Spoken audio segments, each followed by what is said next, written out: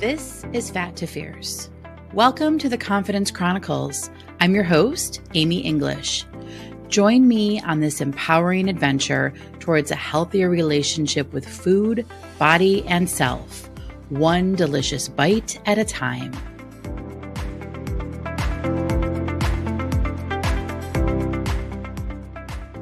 Hello, welcome to the Confidence Chronicles. I'm your host, Amy English, and this is episode number 53.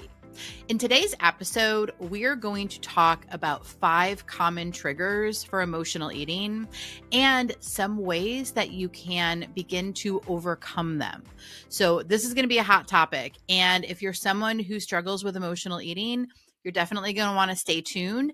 Maybe grab something to take some notes with. And if you want to take it further after you listen to this episode, you can always go to my website, amyenglishcc.com, and download the guide on understanding your emotional eating triggers and learning to overcome them. Okay. So before I dive into this topic, just a couple little items. I want to ask you a favor. If you have found any of these episodes helpful on this podcast adventure, if you've gotten any, nuggets of information that have helped support you, motivate you, and just empower you on your journey, then I want to ask you to follow along on this adventure. Click the follow button for this podcast. It's just going to notify you when new episodes are available, which is typically every Thursday morning, but sometimes that can change depending on the schedule of the week. Anyway, give it a follow. And one additional favor that I would just be honored and absolutely love if you did is to write a review. Leave a review for the podcast. It's just going to help it get out to more people. Because if it's one thing I know for sure, for certain, is people struggle with food. People struggle with emotional eating. They struggle with binge eating. They struggle with body image. They struggle with toxic diet mentality. And this podcast, Fat to Fierce, is all about learning how to coexist peacefully with food. Learn to embrace your body, become friends with your body, start working with your body instead of against your body, and really detaching from that toxic diet mentality, that diet mindset. So my goal in creating this podcast and really creating anything that I do, whether it's on TikTok or other social media platforms, which by the way, TikTok's back. Yay! It's gone for 12 hours. Anyway, the whole reason I do any of this, okay? The whole reason I have this business as an emotional eating coach is to help people who struggle in the areas in which I used to struggle, because I know that it's possible to break free. I know that it's possible to stop stress eating. Okay. I've lived it and I'm living it now. I don't stress eat anymore. It still blows my mind when I think about it, because there was a time in my life when I didn't think it was possible to not stress eat. Okay. I remember that time in my life. I remember that version of myself who didn't think I could ever change this, who didn't know changing it was even an option. I really just assumed that stress eating, I was a stress eater and I just had to figure out ways to work around it, i.e., diets, continuous diets. Right. And so anyway, it's just very empowering to know that it is possible to change those habits and those patterns with food, feel better about yourself, learn to work with yourself, and learn to coexist with food in a peaceful way, knowing that you are in charge. You're in control. You're the one who decides. You make the choices. Those food voices, that food noise doesn't have to be there. Okay. Doesn't have to be there.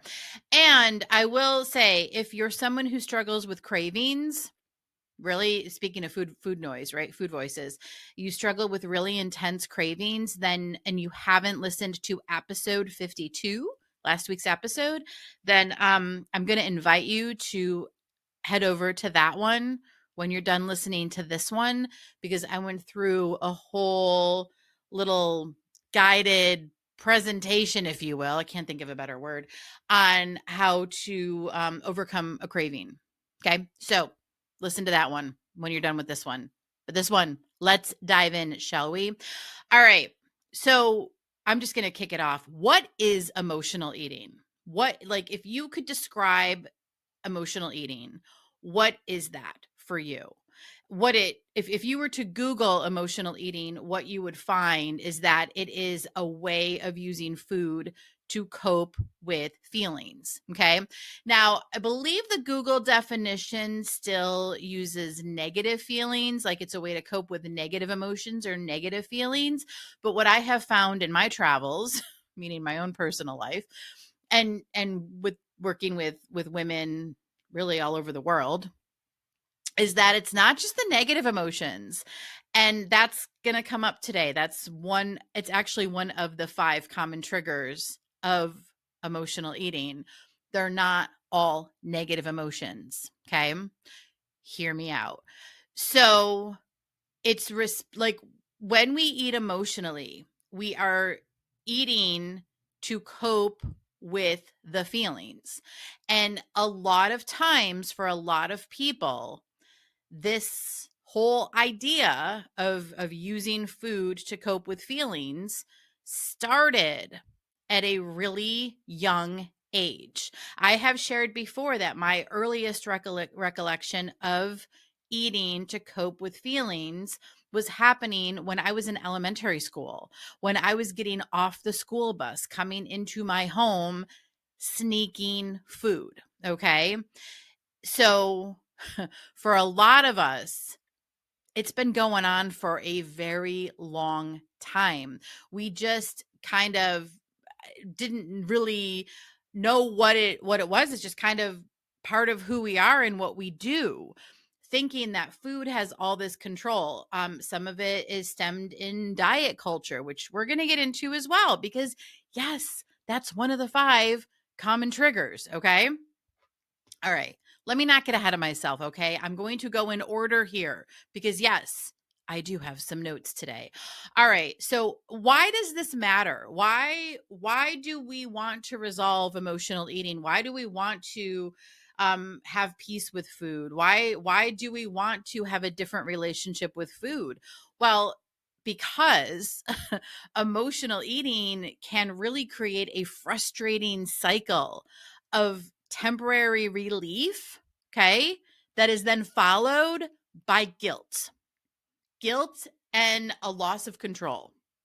So it keeps us in this very tense, frustrating cycle that just keeps going around and around and around. We keep doing the same thing over and over and over again, right? We feel stressed. We use food to cope with that stress. And so we get that like immediate relief. It's a temporary relief, but then we feel guilty because we were stress eating again, and what's wrong with us, and why can't we stop this? And then there's guilt for all the things we ate when we were stress eating. And let's face it, sometimes these emotional eating patterns, like stress eating, which by the way is number 1, we'll get into it in a second, but sometimes these patterns of emotional eating can lead to a binge. I don't want to say sometimes, oftentimes they'll lead to a binge. So it's not just a simple stress eat. It can turn, I've described it before, where I would feel like a cyclone in the kitchen, kind of swirling from the pantry to the fridge to the freezer, right? And kind of just eating anything and everything that was in my path. I'd be in a full blown binge that started as a stress eat, right? And so why it matters is because for a lot of us who are in this situation, we want to break it. We don't want to do this anymore.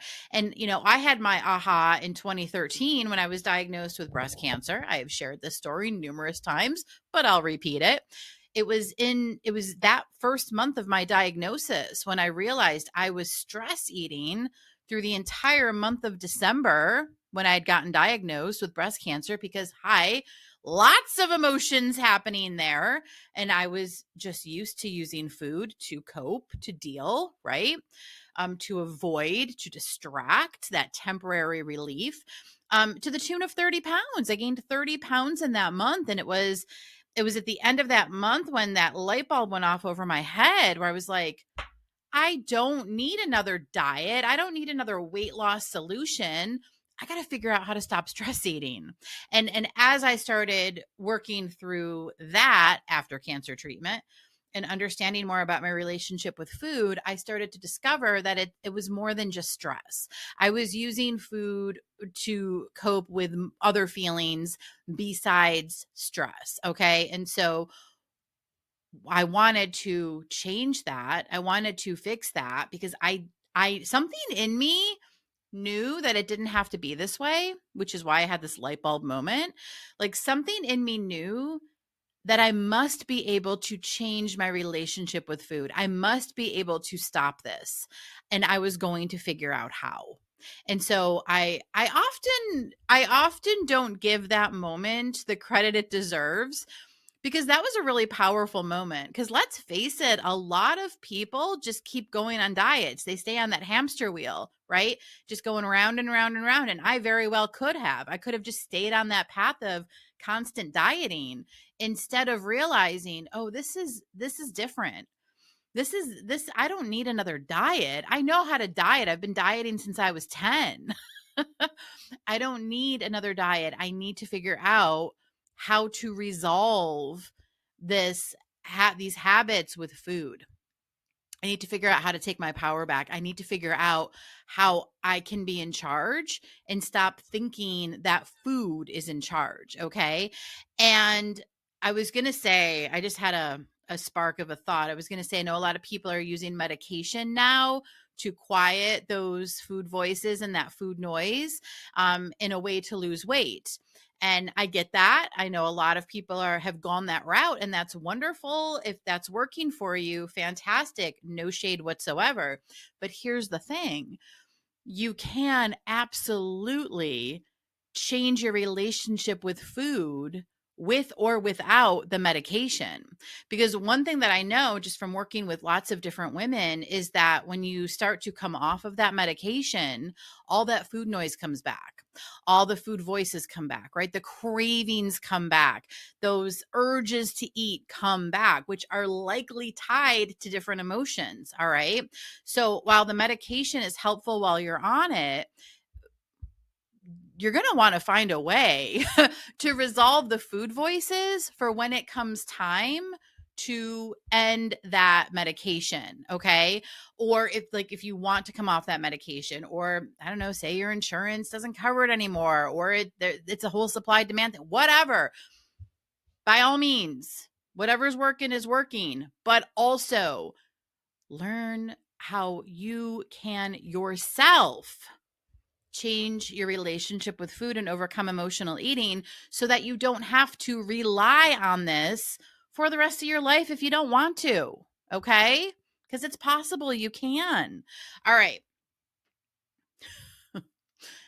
On to trigger number 1. Okay. So again, we're talking about 5 common triggers for emotional eating and how to overcome them. And trigger number 1 is stress. All right. This is the top one. This is the most common one, at least that I have found in my experience as an emotional eating coach. And we know that stress increases the production of cortisol, right? That's a hormone that can heighten cravings for comfort foods, especially those that are high in sugar and fat. All right. Have you ever known anyone to stress eat broccoli? I have not. All right. It's usually the sugary, fatty, savory, sweet foods that we crave when we're feeling stressed. All right. There are signs to notice when you're getting to that, when you start to notice the stress. You want to recognize the feelings in your body, okay? When that stress starts to come on.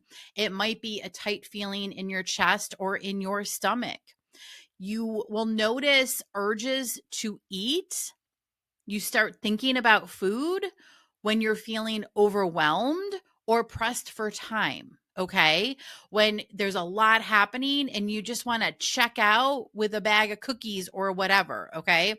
You want to start to notice the signs that happen for you when stress is becoming a trigger to eat, okay? Very important here. We're not saying that stress is going to go away. There are other ways to manage stress. Stress is a normal human emotion that's not going to go away. What we are looking for here is ways to overcome the urge to eat, to emotionally eat, to stress eat. Okay. So the first things first is you want to recognize when you're starting to feel stressed and those thoughts of food are coming. This is where I like to practice the pause, check in. Am I actually physically hungry? Yes or no? Or is this more of an emotional, mental reason that I want to eat? Right. But other ways to overcome stress eating is to practice stress relief techniques. Okay. So when you notice that tightness in your chest or your stomach, try some deep breathing. And I want to be clear here. Okay. As somebody who has overcome this, I understand that trying to do something like deep breathing feels absolutely ridiculous in the moment. I know, I've been there. What I'm going to offer here is an opportunity to practice. You're not going to get it right out of the gate. Okay. It's not going to be perfect. This is going to be messy. Let it be messy. Okay. Here's something that I think will be helpful to think about. Consider how long you've been eating emotionally. Consider how long you've been stress eating. Okay. For how long you've been turning to food as a way to cope with stress. Okay. It might be years, could be months. I'm going to take a wild and crazy guess that it's probably been years. Okay. Maybe even decades. All right. This isn't going to resolve itself overnight. Okay. We're talking about a habit that has been ingrained for a very long time. It's going to take some time, practice, and my other favorite P word, patience, to change this, okay? To find other ways, to find alternate ways to handle stress, okay? When you're used to using food, all right? And I refer to patience as my other favorite P word because I am probably one of the most least patient people in the world, I think. And so patience has not always been easy for me, but here's what I will say. I did this, okay? I figured out how to overcome stress eating. I have helped countless women do the same thing. I know it's possible. I know that without a shred of doubt, okay? So, practice, patience. It's going to take time. All right. So we want to practice when you start to notice the stress, practicing these stress relief techniques like taking a deep breath, pausing in the moment, relaxing, finding a way to relax, creating a more calming ritual for yourself. So you're in this it's like an automatic autopilot response to get food when you're feeling stressed. And so what we want to try to do is find another response, something that is calming, that does not require food. So maybe it's listening to music or listening to somebody who's inspiring on, one of your favorite people you follow on social media, right? Or reading a passage from the book for those who read the Bible or whatever you read, okay? Something that's inspiring and uplifting, taking a moment to read that. Lighting a candle, spending 5 minutes meditating, moving your body, right? Just getting up. I have this wacky thing that I've been doing recently of running in place for 5 minutes. Don't ask why. I just started doing it a couple weeks ago and it actually feels really good. I just set my timer and I run in place. It's too cold outside. No, I actually love the cold. But it's been really cold here in North Georgia. So anyway, but moving your body, maybe just doing like walking around the room or something, right? The whole idea is to create something that helps you calm. Okay. And feel better in the moment, recognizing that you're feeling stressed and creating a different response that's not related to food. Okay. And another helpful tip is to plan ahead if possible, and do have some healthier snacks in like available for the moments. And listen, again, I know, and I'm laughing at myself as I share this, okay? Because I can remember healthy snacks. I want the chocolate, right? But here's the thing. Because this is a practice and because this is going to take time, these other calming techniques that I'm sharing are not always going to work. You're going to want something to crunch on or to munch on. Okay. So it doesn't always have to be the sweet, savory snacks that you want. Maybe it is something like carrot sticks. Okay. Or celery or some crackers or something that's not your usual go-to. Okay. Again, we're just breaking it up a little bit. So it's not the automatic, it's not the same response over and over and over again. We just want to we want to create some cracks in that autopilot response. Okay. There. So the next trigger, the next common trigger, number 2 common trigger for emotional eating is boredom.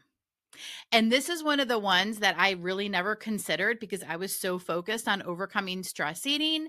And as I started to peel back the layers on stress eating, I started to see all these other emotions, all these other feelings that were causing me to eat, that were causing me to turn to food. And boredom was absolutely one of them.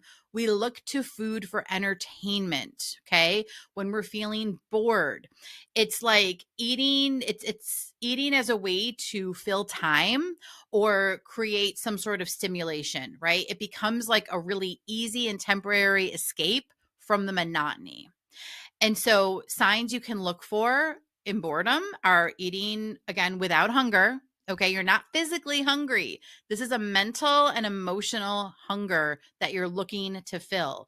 And this can happen, especially if you're like watching TV, scrolling through your phone on social media, right? You're feeling the monotony of work. Like maybe it's a work related task, or if you don't work, just the monotony of the day, right? You're looking for food to kind of like create a spark or create that kind of like ooh la la, right? Type of thing. All right. And it's almost like feeling unfulfilled in the moment in reaching for a snack out of habit. All right. That's the boredom trigger.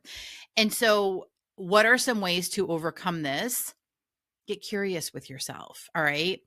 Hang on, let me back up just a second. Maybe keep a list of other activities that you could do similar to the whole stress response we just talked about. You can create a list of activities that you can do when you notice you're feeling bored, all right? To start to break that habit initially, right?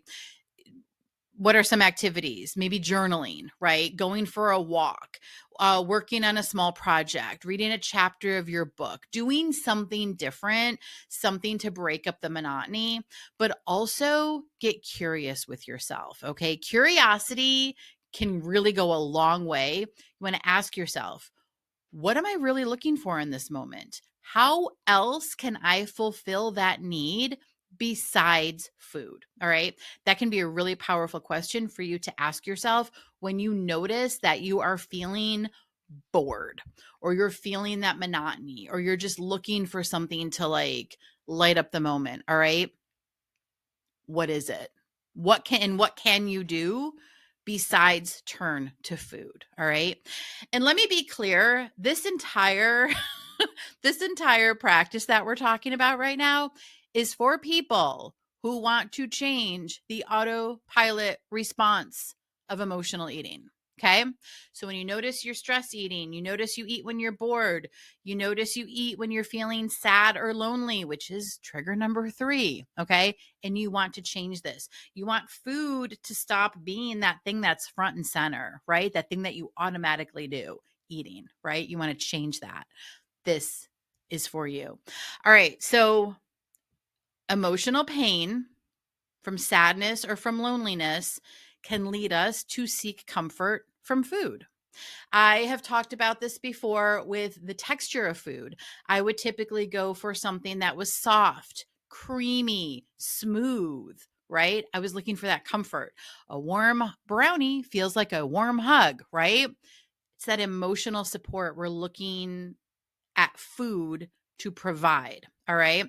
And while food does oftentimes temporarily numb the sadness or the loneliness, it's not addressing the root cause of that feeling. And again, all of these emotions that we're talking about today, guess what? We all experience them. They're all part of being human. They're all part of life. Let me go back to boredom for just a second. My kids, especially when they were little, they don't do this as much anymore, but they would often say, I'm bored. I'm bored. If like they were on winter break or something, or had the day off for school, or it was a weekend or something, they would say, Mom, I'm bored. Want to know what my response was? Good. Good. Practice feeling bored. We are not going to be completely entertained for every waking hour. Okay. There are going to be times when we are bored. The best thing you can do for yourself is to realize that, recognize that, and allow yourself to be bored. It's really not a problem. We don't have to constantly be fulfilling that space and time with something exciting or something to do. All right.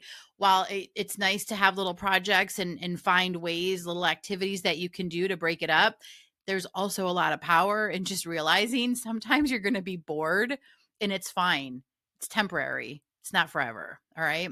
Okay. Anyway, moving on to trigger number 3, which is sadness and loneliness. Okay. So signs to look for when it comes to emotional eating for sadness and loneliness is eating alone to soothe that emotional discomfort. Okay. Or turning to sugary or high carb foods for a sense of relief. It's interesting too. I've often thought of like the overeating that I used to do, the emotional eating, like just the large quantities of food I would eat in a binge, would often help me feel more grounded. Bring that sense of relief of feeling grounded. And that was really eye-opening too. Just something to notice. That's just something that came up as I'm sharing this right now. It can be helpful to just see like how is food fulfilling and helping you feel more grounded, right? More comforted. And how do you overcome eating for sadness or loneliness when you recognize this is happening? Practice self-compassion. Again, recognizing that sadness and loneliness are a part of life. Listen, there are things that happen in our lives, and we all have different circumstances, different things that happen, okay, throughout our lives. But there are things that cause sadness. There are things that cause loneliness. And it would be really weird if we didn't feel sad in certain situations, or it'd be really weird if we didn't feel lonely in certain situations. Just like it might be weird if we didn't feel bored or stressed in certain situations, okay? There are going to be things that happen that leave us feeling sad or lonely.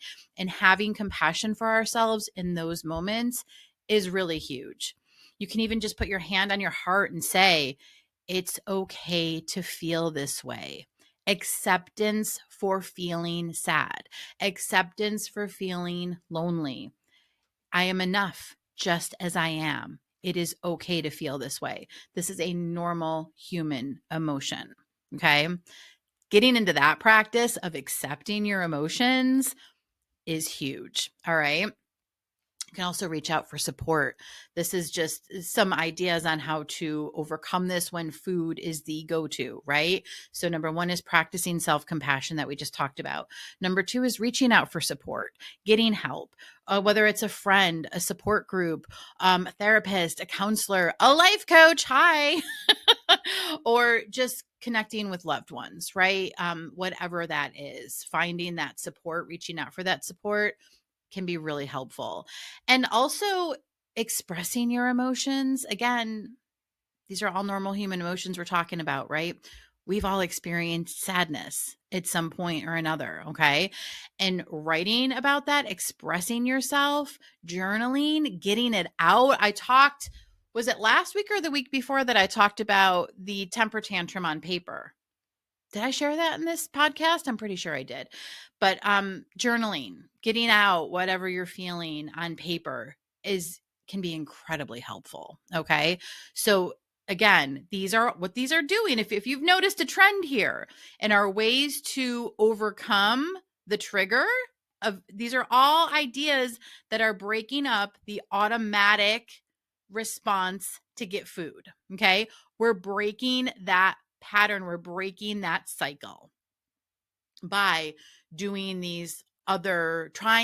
practicing these other ways to overcome what we're feeling. Not overcome what we're feeling, but overcome the urge to get food because of what we're feeling. That's what I was trying to say there. Okay. Trigger number 4, celebrations, social pressure, rewards. All right, this is a common one, believe it or not. And this is where I know that when we think of emotional eating, we often think of eating to distract, comfort, negative emotions. But this is where we're talking about positive emotions. And this threw me for a loop when I first realized that, whoa, celebration, reward was actually very common.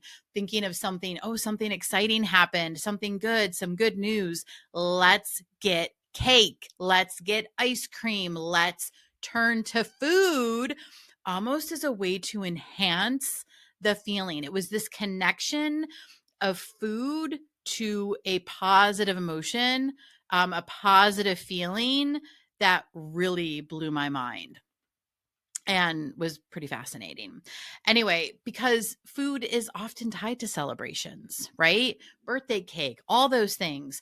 And so it does make it easy to overindulge or even eat out of obligation rather than desire. Okay. And what I mean by obligation is like, someone has a birthday cake at work, right? They bring it in the break room and you're going to feel bad if you don't have a slice, right? You're eating out of obligation.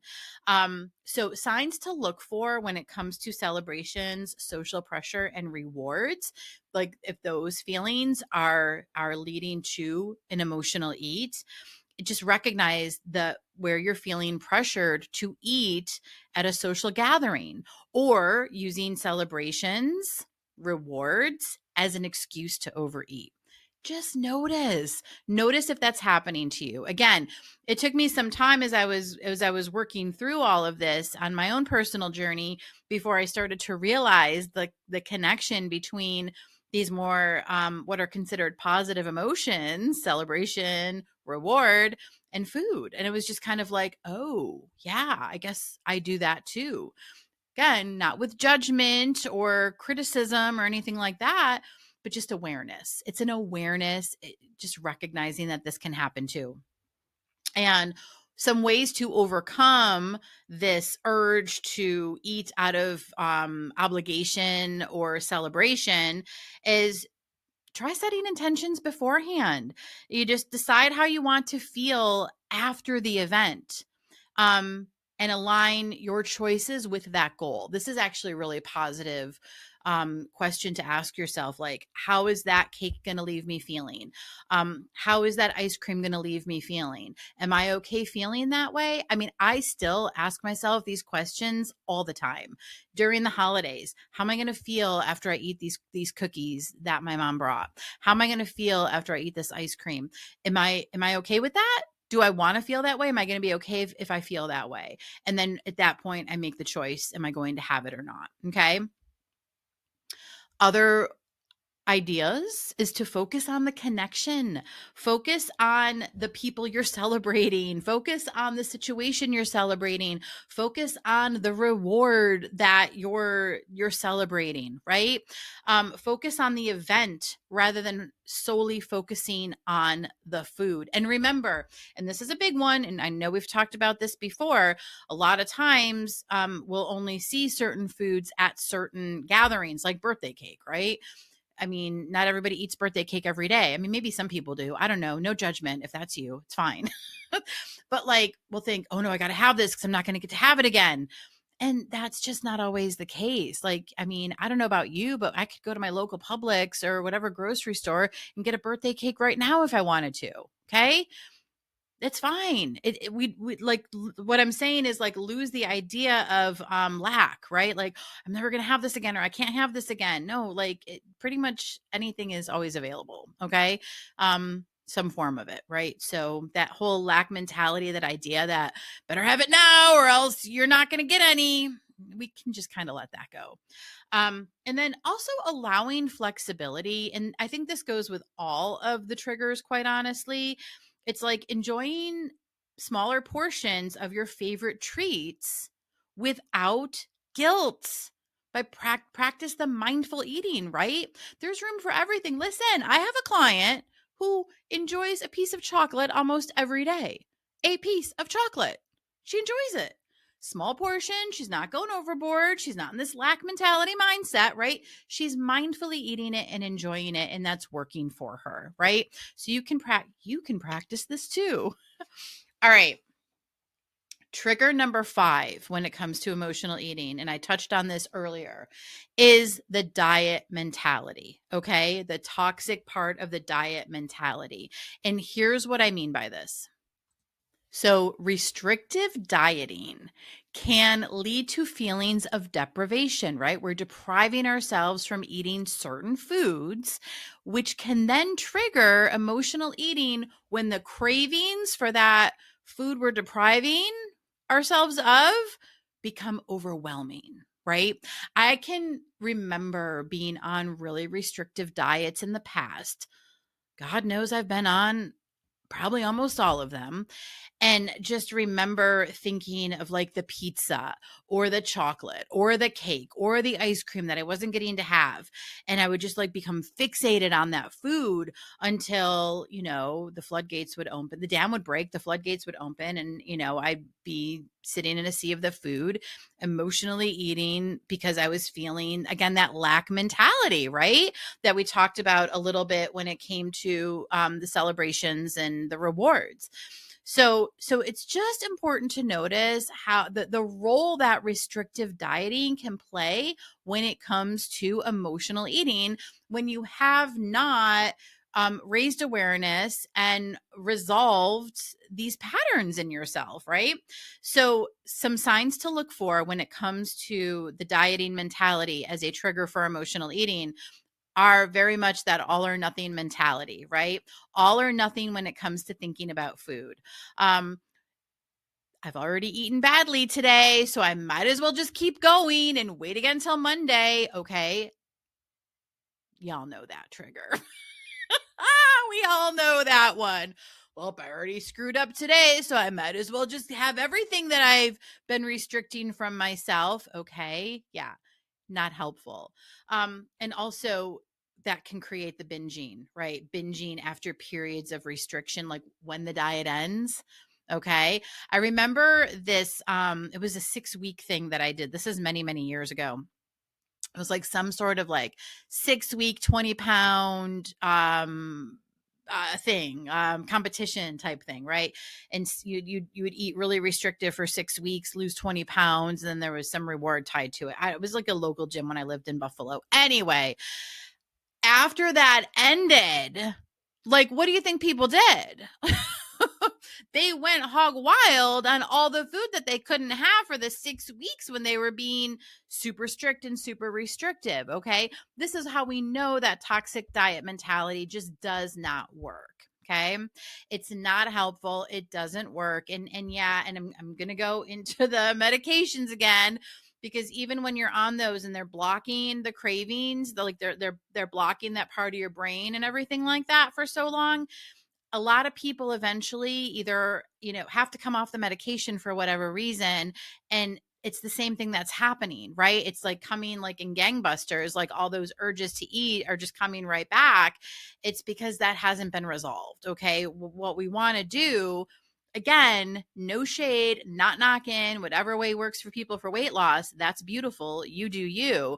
But where I come in with all of this, my whole goal in all of this is to help people create a more balanced, healthy relationship with food, one where they realize that they can take their power back from those cravings by making some adjustments and really getting to know them better, practicing mindful eating, getting to know your body better, recognizing that food does not have the answer. And there are other things that you can do to experience the relief and the comfort and whatever else, and just accepting your human emotions without turning to food. Okay. Rant over. All right. So when it comes to the dieting mentality and this all or nothing thinking about food that can oftentimes lead to emotional eating and a binge, what are ways to overcome this? Well, adopting a more mindful mentality, a more mindful mindset when it comes to food and eating. So focusing on balanced, satisfying meals rather than strict rules. Listening to your body, okay? Knowing the difference between your physical hunger and your mental and emotional hunger. Understanding your fullness cues, right? So knowing, we've talked about the hunger scale before. Gosh, I can't remember what episode it was, but it's in there. Knowing when you're at that +2, right? Stopping yourself when you're physically satisfied instead of getting, all the way to like the Thanksgiving stuffed, right? Asking yourself, how will this make me feel? I cannot tell you how many times that question has saved me. Cannot tell you, especially in the beginning of doing this work. How will this food make me feel? Do I want to feel that way? All right. So really focusing on the mindset, listening to your body, and then reframing any mistakes. Okay. So like when you have the moment where you overeat or have the thing or screw up or whatever, look at this as an opportunity to learn something about yourself and your patterns. Okay. There's no failure. All right. Use the slips, the mistakes, the I fell down, I messed up, whatever. What can you recognize? What can you learn? What can you recognize? What can you do next time? What's a different way to handle that moving forward? If you recall